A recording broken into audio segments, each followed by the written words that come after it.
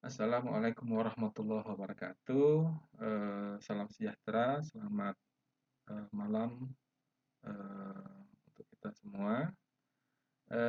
Baik, di mana di kesempatan kali ini berjumpa kembali dengan saya, Bapak Hermansyah Skom Mkom, di mata kuliah yang kali ini kita akan membahas tentang metaverse. Ya, di mata kuliah ini ditujukan kepada mahasiswa semester 5 untuk memahami tentang teknologi yang sudah akan kita jumpai atau kita pergunakan, di mana segala sesuatu hal yang dulunya tidak bisa kita eh, raih, nah, kita bisa membuat eh, tujuan itu lebih dekat. Ya, untuk lebih lanjutnya nanti kita akan bahas apa sih itu metaverse itu sendiri. Ya. Sebelum saya memulai materi pada malam hari ini, adapun di pertemuan pertama kita ini saya akan membahas tentang eh, ya seperti biasa ya di awal-awal ini eh, biasa tidak jemu dan eh, tidak eh, tidak bosan saya memberikan motivasi dari eh, kegiatan perkuliahannya. Nah, di pertemuan pertama ini kita akan membahas outline-nya adalah motivasi kontrak kuliah, RPS, visi misi Unpad, visi misi teknologi informasi, nilai tamadun, dan akan kita bahas intinya adalah pengantar metaverse. Adapun outcome di mana mahasiswa memahami kontrak kuliah, motivasi, RPS, komponen penilaian, visi misi Unpad, dan visi misi prodi teknologi informasi. Mahasiswa mampu menjelaskan konsep dasar dan potensi metaverse.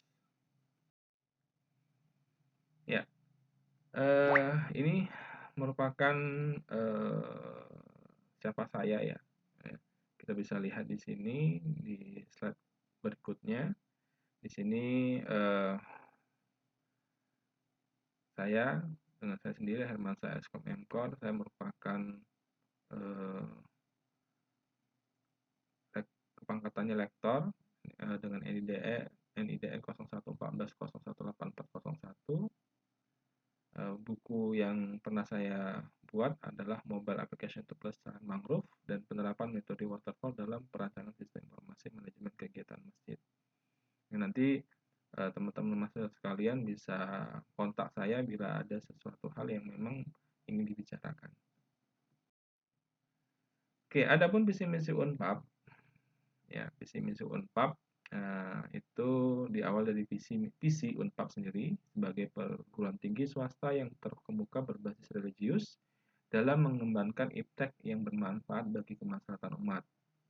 Adapun misi Unpad, yang pertama, melaksanakan pengabdian sesuai dengan piagam Pancabudi, mengabdi kepada Tuhan Yang Maha Esa, negara, nusa, bangsa, dan dunia.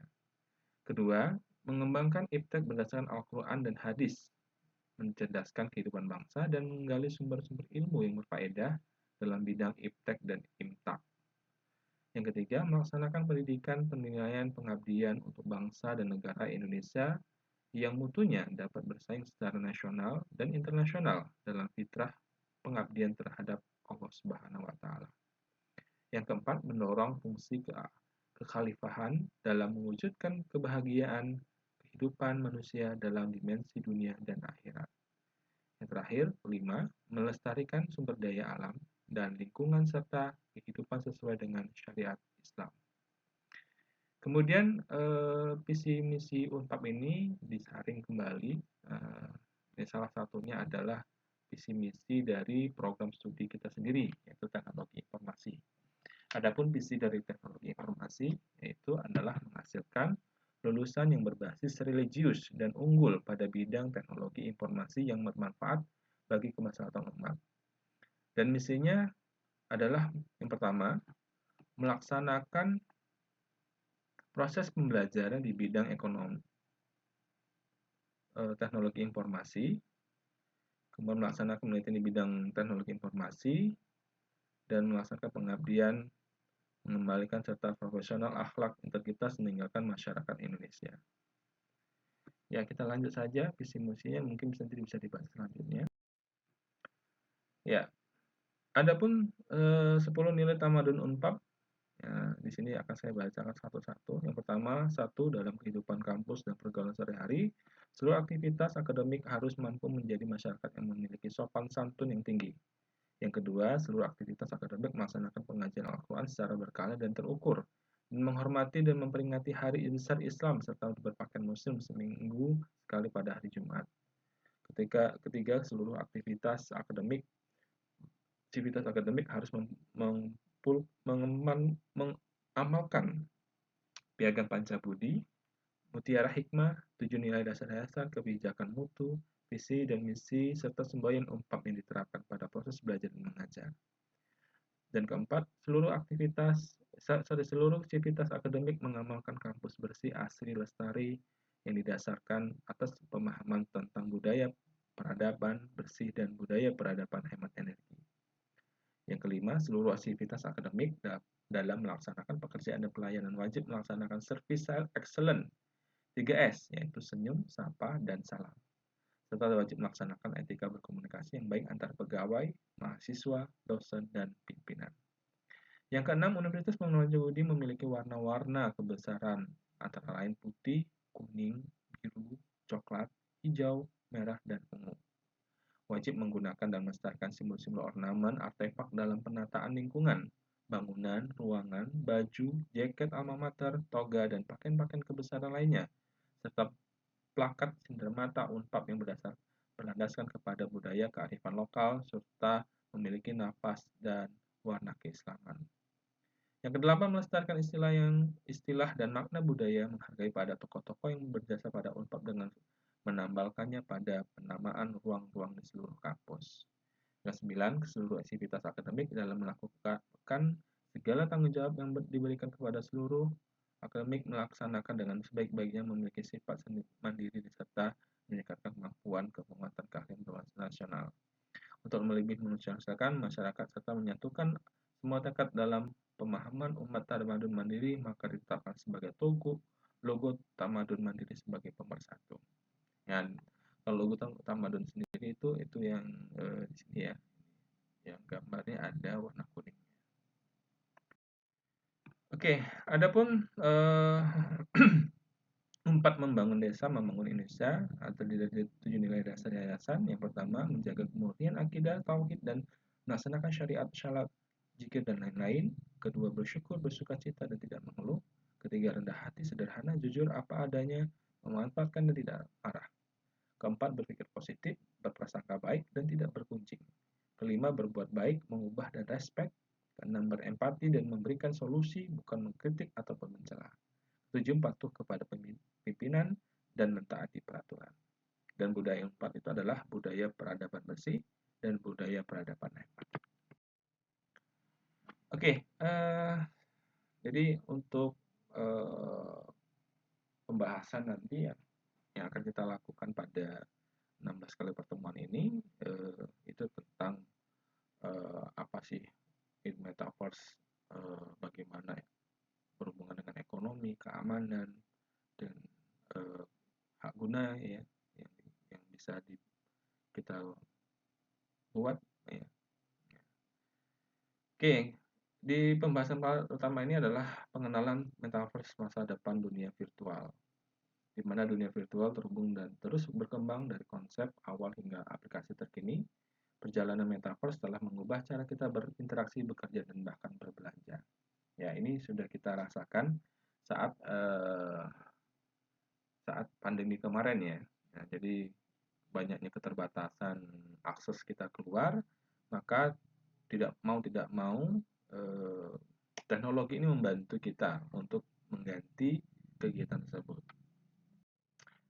Tujuan dari cakupan materi adalah memahami konsep, evolusi teknologi, dan penyatuan dunia, di mana mahasiswa akan mampu menjelaskan konsep dasar dan potensi metaverse. Evolusi teknologi, kita akan melihat kemajuan teknologi yang membentuk metaverse itu sendiri dan penyatu dunia, menggali peradaban dan integrasi dengan VR, AR, dan MR. Oke, memahami metaverse. Pengertian metaverse merujuk pada ruang lingkup kolektif yang menghubungkan dunia fisik dan dunia digital, menciptakan lingkungan imersif dan interaktif. Ya.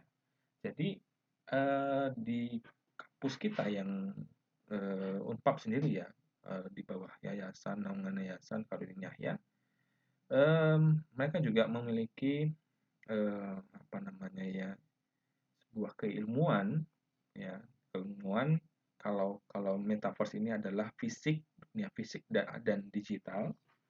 Kalau di metafisika di yang kekasan dari Unpad itu sendiri ya, itu membahas tentang fisik dan gaib. Ya, jadi bedanya gaib itu kan mungkin dari perspektif itu tidak nampak ya, tidak nampak, dan itu ada hubungannya dengan batin seorang manusia, ya, hati seorang manusia. Dengan adanya fokus dengan kebatinannya, dia bisa melakukan fisik. Nah, itulah lebih kurang daripada metafisika. Ya, nanti di waktu di semester 1 atau semester 2 ya juga sudah dibahas tentang apa itu metafisika. Nah, kalau sedangkan metaverse ini adalah menghubungkan dunia fisik dan dunia digital, menciptakan lingkungan imersif dan interaktif. Oke, dari perspektif ahli, Neil Stephenson Pangeran Snodgrass menggambarkan metaverse sebagai ruang maya yang berhubungan. Metobol mendefinisikan diri utama metaverse mencakup keberlanjutan, sinkronisasi waktu nyata, dan ekonomi mandiri. Adapun karakteristik utama metaverse ini adalah yang pertama yang tadi sudah disebut di pengertian dari metaverse adalah imersif. Apa itu? Pengalaman mendalam menggunakan perangkat VR atau AR memungkinkan pengguna merasakan dan berinteraksi dengan lingkungan virtualnya. Yang kedua, interaktif. Nah, ini interaktif berarti ada feedback antara aplikasi apa yang dibuat ya dengan orang yang menggunakan. Pengguna dapat berinteraksi dengan lingkungan virtual, objek, dan pengguna lain secara real time. Ya, apalagi teknologi sekarang untuk internet itu sudah mencakup 5G ya, kecepatan sudah luar biasa, sekian milidetik lagi, 00 milidetik gitu.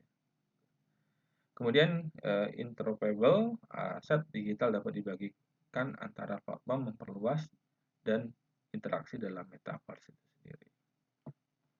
Ya, kita bisa lihat di gambar ini, mereka berinteraksi dengan menggunakan VR ya, untuk melakukan kegiatan apa gitu ya.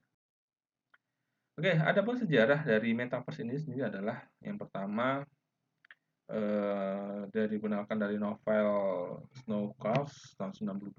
Buku ini menggambarkan dunia virtual yang dapat diakses oleh pengguna melalui avatar digital. Ya, jadi film-film zaman dulu ya, komik-komik ya, yang isinya adalah ilusi ya, itu sudah bakalan ada nyata gitu ya.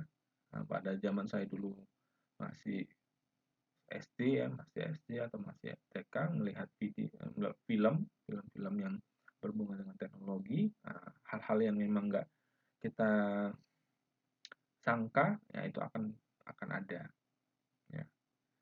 Virtual reality atau VR telah mengalami kemajuan signifikan dalam hal perangkat keras. Oculus Rift diluncurkan pada 2016, menanda titik balik dalam adopsi VR untuk konsumen, membuka jalan bagi pengalaman imersif dan lebih realistis. Nah, kemudian berkembang lagi ketiga, argument reality telah muncul sebagai teknologi menjanjikan yang memungkinkan overlay informasi digital ke dunia nyata. Microsoft HoloLens diresmikan pada tahun 2015 adalah contoh awal dari perangkat AR yang mampu memberikan pengalaman interaktif yang kaya.